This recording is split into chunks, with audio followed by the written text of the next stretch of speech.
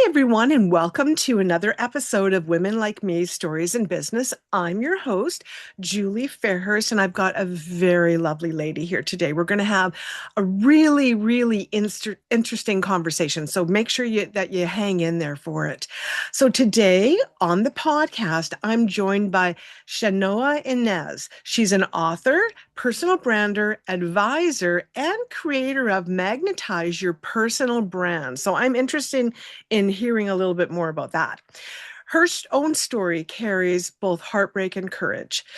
When she was preparing to take her business from a side gig to a full-time business with she moved with her boyfriend, and less than 48 hours from their move to Europe, he passed away.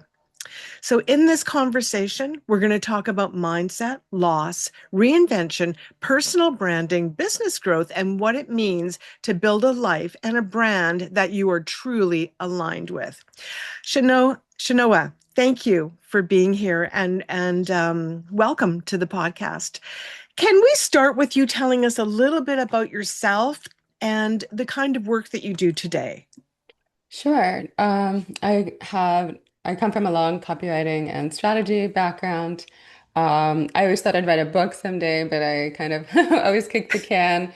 It seemed intimidating. But then when some events happened in my life where, I long story short, we'll go into that later. I just realized that I was living with residual grief, and I realized the ways it was affecting my life until I actually came out on the other side of it, came out of that cloud of grief. I just knew immediately I needed to write a book because it shouldn't take that long. It doesn't have to take that long. I just couldn't see what was happening because I was so stuck in it. And so that led me to write my book. And then when I finished my manuscript, I was thinking about how people keep talking about the importance of having a personal brand.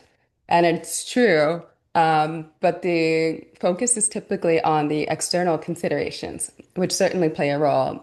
What does your website look like? How do you present yourself? Um, but I learned, the long, hard way that, our personal brand first, that's the essence of who you are and how that essence is perceived.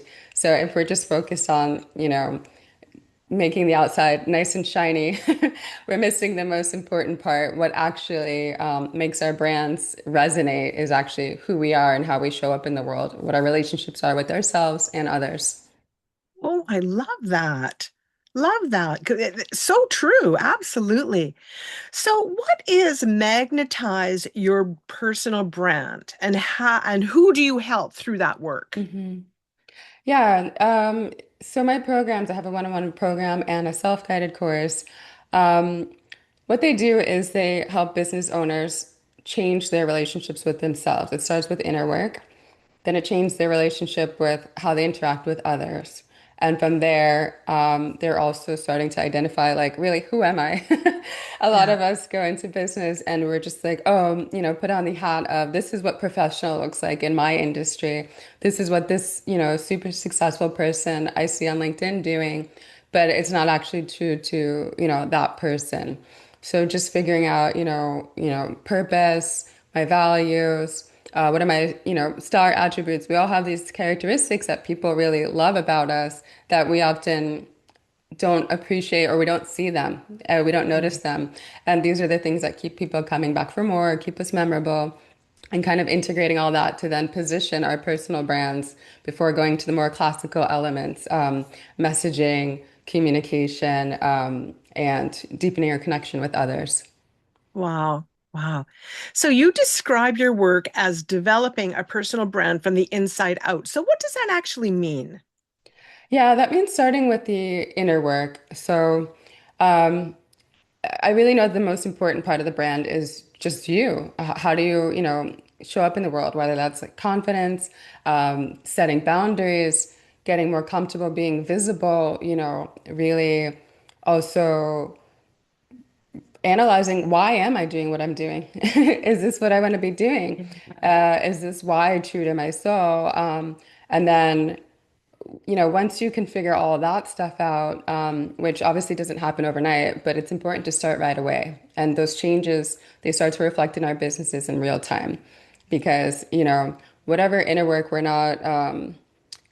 we've been avoiding, or the hurdles we've had Mhm. even in our personal lives, they also reflect in our businesses because the same is true for employees, but they have such a smaller impact because they have their impact in their company is typically relegated to their role or their department. So as a Yeah. business owner, even if you have a team, your energy touches everything. So it's really important, like, to look at, okay, how do I treat myself? How do I regard myself? And how do I show up in the world? Because really, it's, Julie, the things that make you memorable, it's at the end of the day, it doesn't matter, how lovely your website might be or, how you showed up at that event. People are going to remember your energy. And it's like, that's what keeps you Mhm. top of mind for referrals, for partnerships, for clients too. There are just so many opportunities. So I know a lot of business owners they want to avoid that, and I get it. It's like, well, I'm really good at this. I have my expertise, and that should speak for itself. But the reality is that there are always so many different alternatives, no matter what you're providing. Yeah. And it's even more complex trying to stand out when you're then like bringing digital platforms into the equation. So the number one differentiator is always going to be you and who you are. And it's really important that you're then able to develop that. So, yes, from a standpoint of your relationship with yourself and others, but also so people can, self-select. You have to be able to, repel some people in Hmm. order to attract to the right people. You can't just try and Yes. play it safe because at the end of the day, then it's to be pretty much invisible. Yeah. I love that. I love the energy thought process around. Yeah, you can have a great website, you can have all the fabulous branding in the world, but it's you and it's your energy that's going to attract people to you. So you need to, well, we all need to do a check on what kind of energy we're putting out, and that energy is seen over online as well. Yes. As much as you might think, oh no, it's not. It is. You're just so right. So, what are some of the inner blocks that can quietly affect how entrepreneurs show up for their business or in Oh, their business? yeah. There's so many. One common one is the fear of judgment. Mm, And it doesn't have to stem from someone being very judgmental themselves, but that's often the case, even if they don't speak it aloud. And so it's like, oh, that looks so, cringeworthy. And then so it gets internalized, like, oh, well, if I, show up on video online, everyone's going to be dissecting that. Or other people, they're just like their own worst critic. And it mhm, just really feels like they just feel especially vulnerable to be mhm, online. And it's like to showing up behind your business, you can kind of hide behind the facade of that. And you can then separate any criticisms to be about the entity itself. But when you're looking at anything that's like personal branding related content or events, then people just feel like they don't have any kind of armor to any criticism they yes. might receive, rather than Yeah. seeing it as like, well, that's just a person's opinion, and that doesn't mean that I need to now internalize that. But if you're not showing up, people are not able to develop relationships with you because they need to be able to see, okay, who is this person? How do they think? How do they, process their emotions, and what's their energy? Do I trust them? And do I think even like our personalities would click, especially in service-based businesses? Mm, And that's really important because, that self-selection is not just important for the prospect, it's important for that business owner too. yes, of course. Yes. It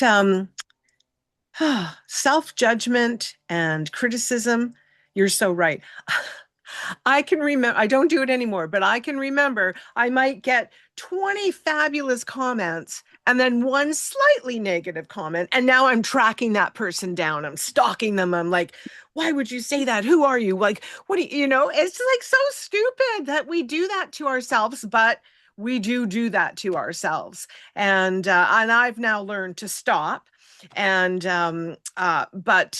it's hard for us. I don't know if it's mainly a woman thing that we deal with, but it really is hard. It is hard, and one negative comment can cause you, if you allow it, to Hmm. cause you to backslide, you know, 10 steps, 5 steps Yeah, from where you were. And now you've got to get that momentum growing up again. It's just we need to be kinder to ourselves so definitely. much. Yeah, exactly. Yeah. Yeah. I think it's important to, it's the other side of not relying too much on external validation. The other side of that Yeah. then is not being so affected by negativity from others. So you can appreciate that external validation, but when you Yeah. don't make that the end all be all, then those, rare, unhelpful, mean criticisms, they have far less of a sting. Yes, for sure. And if we want to be successful in our businesses, especially online, because people can hide behind computer screens and do all whatever kind of damage they want to try to do. Right. But we need to understand that it's not real 99% of the time, what that criticism that we're getting, and that if we allow it, it's going to disable us in our business to be the best we can be, and then it's going to stop us from giving our gifts to the world. And we all have gifts that we need to be able to share with others. And if we're in that negativity where everything just kind of stops ourselves, it's not a good place for us to be. I know it's Yeah. hard, but we gotta, we have to overcome that for sure. Yeah. So how can people begin to create a brand that reflects who they actually are and not just who they think they should be? Yeah. Going back to the basics, your Mm, purpose, your why, your values, looking at your unique attributes and figuring out what those are if you're not aware of what they are. And then seeing how you can look at all of those elements, and show up in a way that feels good to you. Because yes, you do have to be more visible for your personal brand, but you don't have to do the same things everyone else is doing. I'm never going to tell somebody you have to jump up on stage if that's the last thing they want to do. Maybe one day they're going to get to a point where that seems interesting to them, but again, they don't have to. So I think it's really important at looking at, just stripping away everything and looking at those basics. Who am I? Why am I doing this? Why did I get into mhm. this to begin with? And also looking at, of course, where your clients are, where do your prospects live? And then in digital spaces. And Yes, then where's the crossover with your preferred platforms or your preferred ways to show up online, whether videos yes, or long form content and things like that. And not only does that make it completely unique to you, but it also takes out so much of the intimidation because it starts to become fun again. It's not like, oh, I read you have to do X, Y, and Z if you're going to be successful on this platform. It's just like, just throw all of those playbooks away. And when you can show up and you're able to feel more comfortable showing up, people are going to feel that passion. And it's just everything's gonna resonate a lot more than you trying to fit yourself into a box, some kind of avatar of what you think success is supposed to look like. Yeah. yeah. The great advice. Very inspirational, great advice. Oh, Thank thank you you. for that. Yeah. So you shared that your boyfriend passed away less than 24 hours after making a move. Can you share a little bit about that in a way that's comfortable for you? Because in the beginning, you did talk about how the grief held you. And for anybody that might be watching or listening, I'd love to be able to get some good advice for them that might be going through the same similar type of situation that you went through. Yeah. So we lived in Miami and he was from Montenegro and I really love the culture. And so we went there on vacation and I just fell in love with the country and I didn't want to go back. So we made a deal that we'd move there the next year. So he'd recently changed careers and it made sense for him to be like the man on the ground and over there because he was now a yacht broker. So there you have all those yacht marinas in Montenegro and Croatia. So his brokerage was happy. And I'd started my copywriting and strategy business, but it was a side gig at the time. So I had a year to then turn it into a full-time business for our move. So we went there, and the first day was just magical. And I finally got to hang out with his parents. I didn't get to see them the time before, so we'd only ever had video calls together. And we went to the seacoast, and everything was just like, it was the first time in my life up until then that everything felt perfect. Just like not a care in the world. Everything was just amazing. But unfortunately, he passed away from a clot in his sleep. And Oh, that was that abrupt. So as you can imagine, that was a very difficult time for oh, me, and his family, my family too. And I decided to stay in Europe, and I stayed there for for around 6 years, I guess, six plus. But those first 2 years were just very, incredibly dark. I can't even describe it. But then I got to a point where I felt like, okay, I feel good. I feel like most of the grief is behind me, but I didn't realize that I'd kind of thrown myself into the grief so much. It was the emotions were so intense, and then I was just kind of like, oh, I'm feeling fine. So I had so much unresolved grief working behind the scenes. And I started developing, all these food allergies, food sensitivities, I mean, weeks apart, and then started having all these health problems I never had before. And I say now that I'm grateful in hindsight that nothing was something that a doctor could just like, here, and here's a prescription and you're fixed.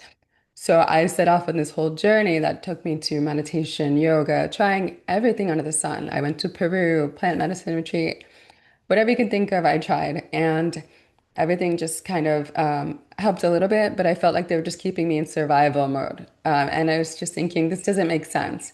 I never connected it to the grief, though, ironically. I just kept thinking it was just like stress in the moment that was causing it. Um, and so it was a very extended journey. And I finally moved I was like thinking I would like to move back to the States. So I decided to go to LA. And when just moving and having the change of scenery kind of disrupted so many of my, we have the same thought patterns. When we do the same things, we go to the same places every day. yes. And so I was already able to eat a lot of foods I couldn't eat before. And I had some more vitality. So that was interesting. And then it took me some time after I got here, but I realized like the end of a romantic relationship and the end of a friendship because a good friend of mine was kind of lamenting the end of that romantic relationship. And then I woke up the next day and I called her and I said, wait, I have the same exact dynamics in our friendship.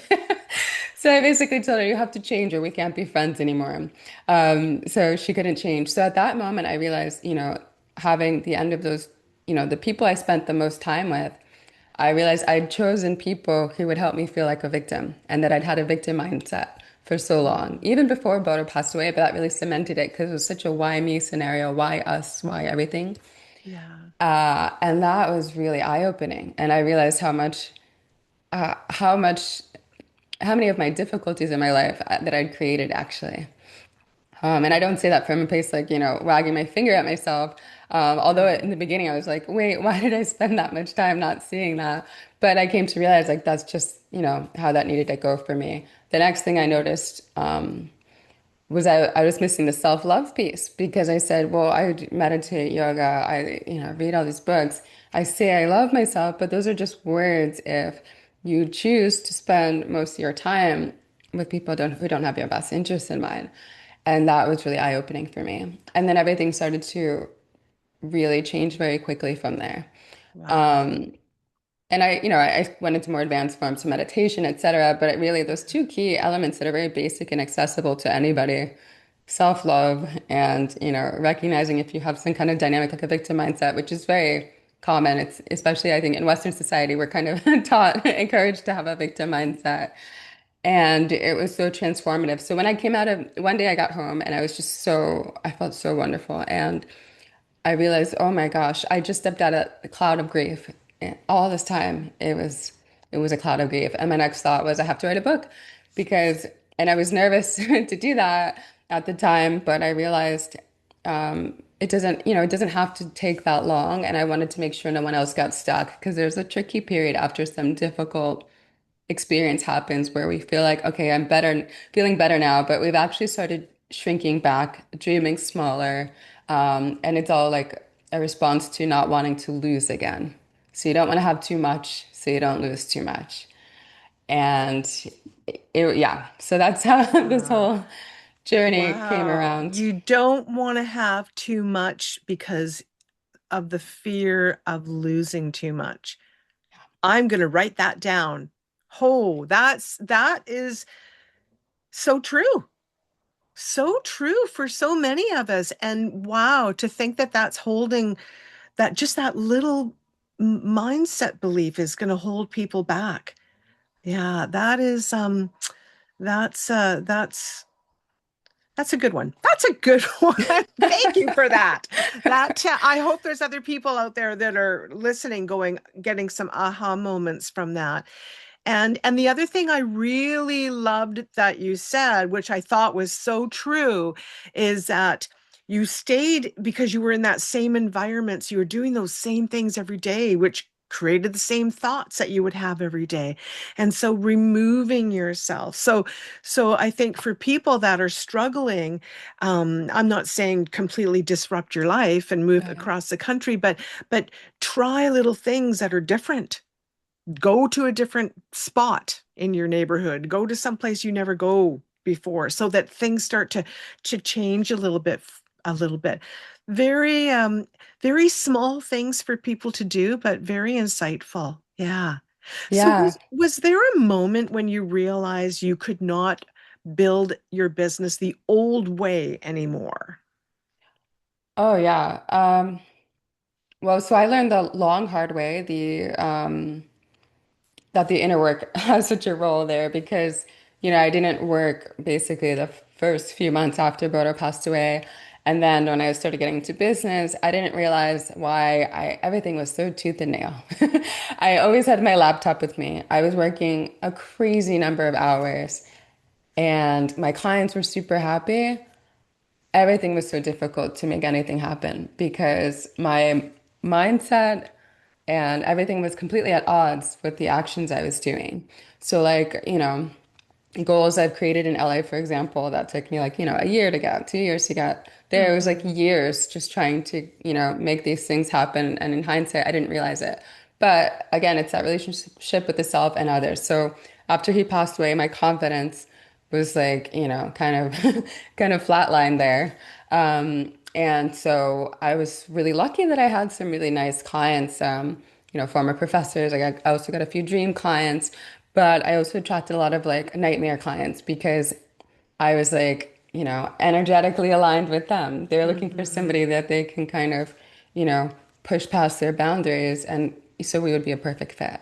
And so it took me a while to start firing clients in the beginning. But I learned all that, the long way, long, hard way. Whereas, what I know today, I only have wonderful clients.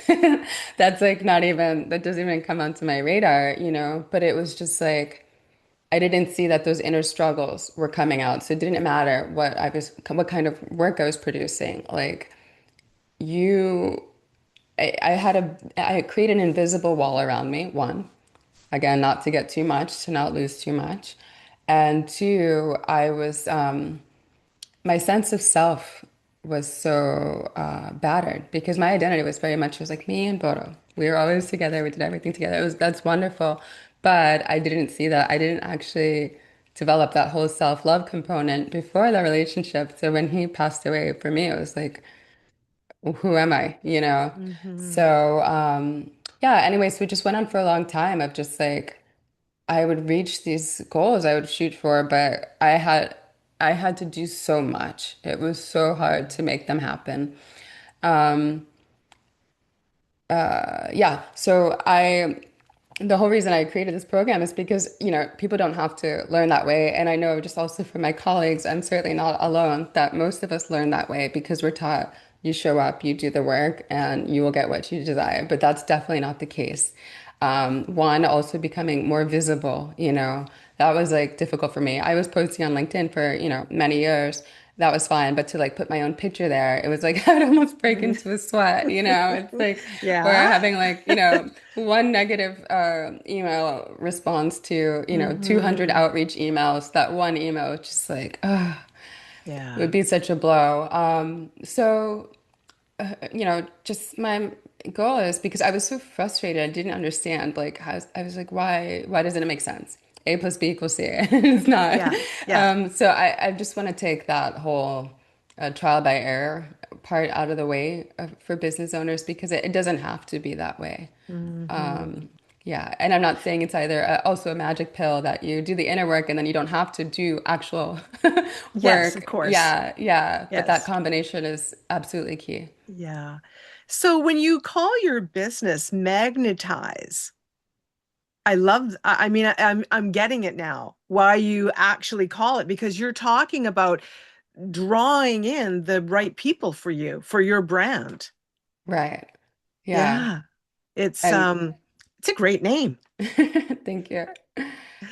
And Yeah. also cultivating your energy. You know, you're going from, you know, maybe a place where your energy was kind of flat. I'm showing up doing the work to cultivating this passion in you that becomes really infectious. People want to know whether it would make sense for them to work with you or not. It doesn't matter. You know, you'll have new Yes. friends, new cheerleaders. People are like, who is she and what's her mission? You know, how can I help? Yes. Yeah. Yeah. Well, what do you think entrepreneurs often misunderstand about success? Yeah. Mm. One, that there's one set way to do it.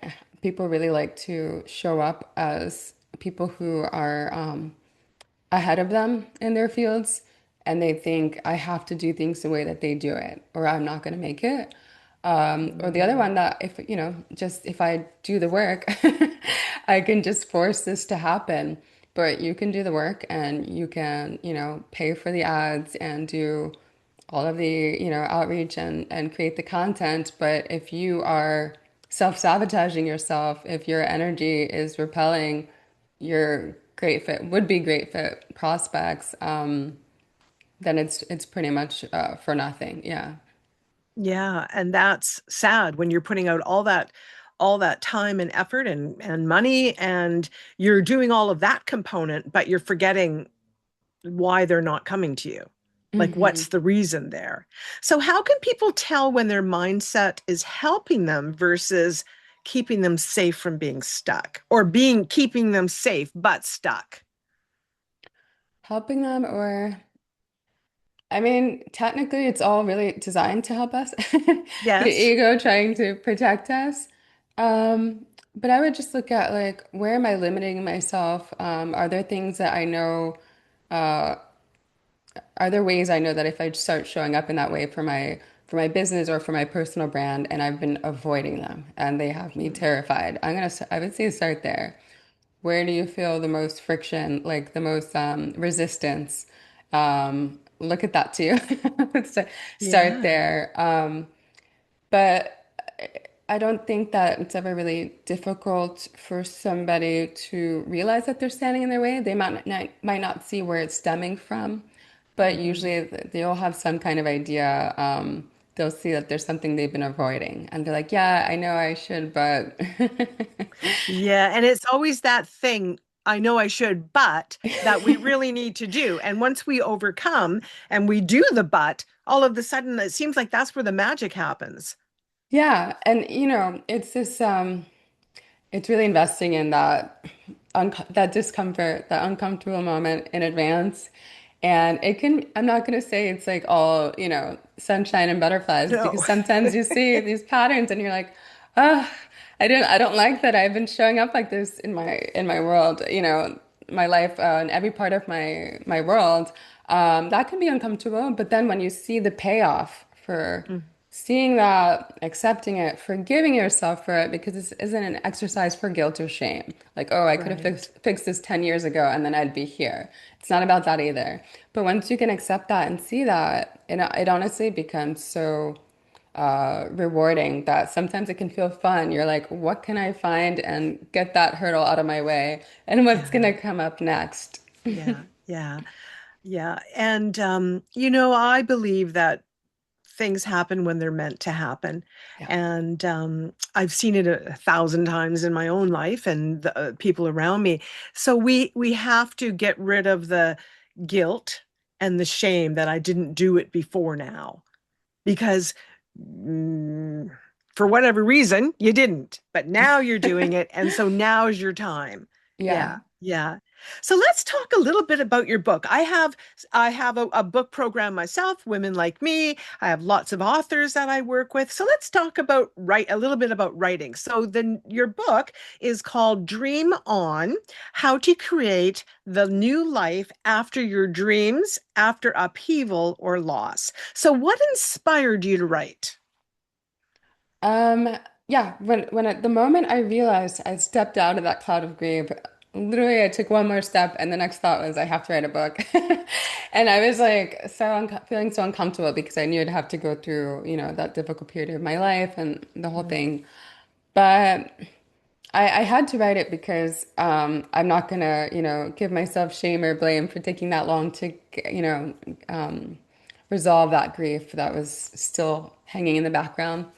But I don't see, it was really important to me to share that knowledge with others. So if I could help anybody come back from that sooner.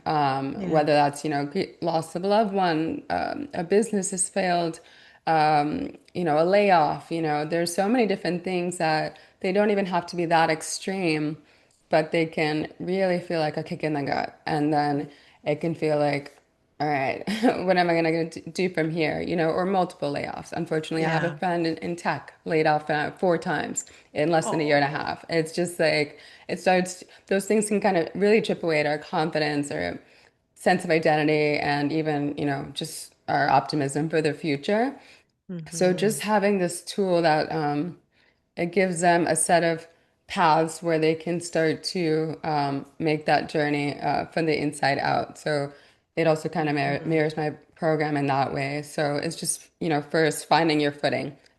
yeah, I don't think anyone should read my book the day after something difficult has happened. Give yourself time to sit with those feelings, and then when you're in a more, steady place, then you can start to I would say, start getting comfortable with the realization that not everything is within your control, hmm, but you can still feel safe even when you don't know what's going to happen next. yeah. Hmm. Well, how can someone begin dreaming again Hmm. after life has broken their heart?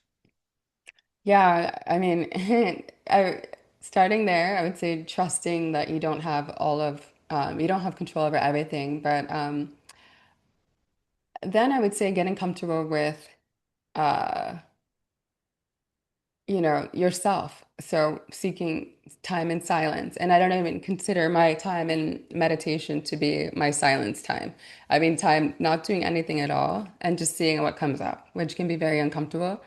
But Hmm. you start to see these patterns and you start to realize what's really happening under the surface, and really kind of shoring up your relationship with yourself. So, I like to say, pretend you're a friend.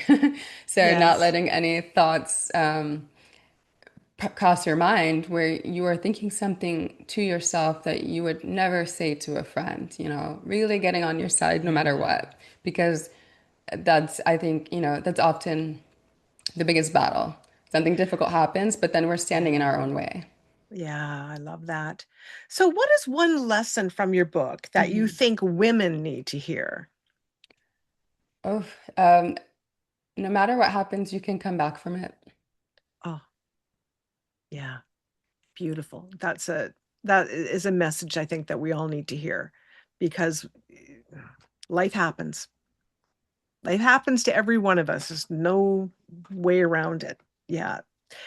So, what is the difference between being visible and being truly seen? Mm. Great question. Um, again, I'm gonna go to the authenticity actually. So I could, show up on camera and, post images with my post, go to, presentations at events. But if I was showing up as this kind of avatar of who I think I should be showing up as, that would be an example of being visible uh, without being seen, because how could people see me? And I think it's really important that people trust that what they have to offer as their authentic, genuine selves, that that's more than enough. And that's going to attract people to their message and to their businesses. A lot of people think that's not enough, and so they show up as in this kind of avatar, this costume, and that can get some short-term wins, but it's not sustainable because people will not feel like as if they know you or as if they trust you, and whether that's even a conscious decision or not, they can just decide, well, I don't know, we didn't resonate. I'm gonna work with somebody else. Yes. Yeah. Yeah. Yeah, for sure. That was just a great analogy. You showing up, you're visible, but you're not being seen. Really good. Really, really important distinction between the two, for sure. So, what would you say to a woman who feels that she has outgrown her old identity, but does not yet know who she's becoming? Mm. That's such a common place, a common phase to move into. I'd Hmm. say number one, patience. Patience. Give yourself time. You don't have to rush to figure out who you are and Yeah. what you're gonna do next. And I think it's a precarious point because rushing through that, we can then make assumptions and head off in the wrong direction. So really, just being patient with yourself and nurturing a relationship with yourself and looking back, like thinking, okay, what has like always stood out to me? Where have I always felt the best? In what moments? What scenarios? What was I doing? Who was I with? There are clues all the time about Yeah. actually who we are and what we desire. But we can't rush it. And I know a lot of people like they want to figure out their purpose in an afternoon. It's only possible if you've already been working towards that. But it's really a good idea to let that kind of sit and to listen. Yeah. Hmm. Yeah. Yeah. What do you want women to understand about their personal brand? Mm. Oh, it's really empowering. I know the idea can be intimidating, Hmm. but it's really empowering because, yes, it does require becoming more visible, but you are in the driver's seat. So you decide how you want to show up and you can see what works for you. And it's also empowering because, my tagline is you're the secret to your success. That is such a powerful seat to be in. So Yes. you are, it's about you, everything that you're doing. You're not fitting yourself into a box. So many of us get into business because we want freedom. And then we get into business and we start creating all these constraints and kind of doing all those things that we don't have to do, but we think we need to. And this brings it right back to that place of freedom and empowerment. Yeah. Yeah. Yeah. Well, let me ask you, how can people learn more about you, your book, and your magnetize your personal brand? Yeah, you can find everything about my programs and you can find my book at my website. So that's chanoainez.com, Okay. chanoainez.com. Perfect. So everyone, we're going to put her information in the show notes for you, so that you'll be able to easily find the website. If you would love to reach out to her, her book is available. It sounds like a fabulous book, so I wouldn't hesitate at all to grab it. It sounds like it would be helpful for most of us for sure. Well, I have appreciated you so much being with us and being so open and honest about the things that have caused you pain in your life. I appreciate it so much because by you being able to be open and honest, there's people that are going to find healing in your Mm, words. So I appreciate that very much. thank you. So thank you. So before we close, is there anything at all that you would like to tell our audience? What's your final words of encouragement, inspiration? What would you like to tell them? I I've had quite a few reinventions, especially considering my age. So I'm gonna say I know it's frightening. It feels like, pulling the rug from beneath you, but it's never too late. Reinvention is our birthright. I really believe that. So it can be Mm. scary to make that transition from one phase of your life to another. But just know that, the next chapter can be as good or even better. Beautiful. Thank you. Thank you for that. That was great to end off of. That was really good. Well, I'm just so thankful that you were here Oh, and sharing everything, and I appreciate it so much. Um, yeah, yeah, this was a great conversation, and there was a lot to learn. And you've got a few little things going on in my head now, so I need to check in with myself a little bit, I think. And I think we all do from time to time. oh yeah. Yeah, and not be afraid because if you're not checking in with yourself, you're not growing. So, No. Mm. yeah, for sure. Well, thank you so much for doing this. And thank you, everyone, for being here for this episode of Women Like Me Stories and Business. And we will see you all again soon. Take care, everyone.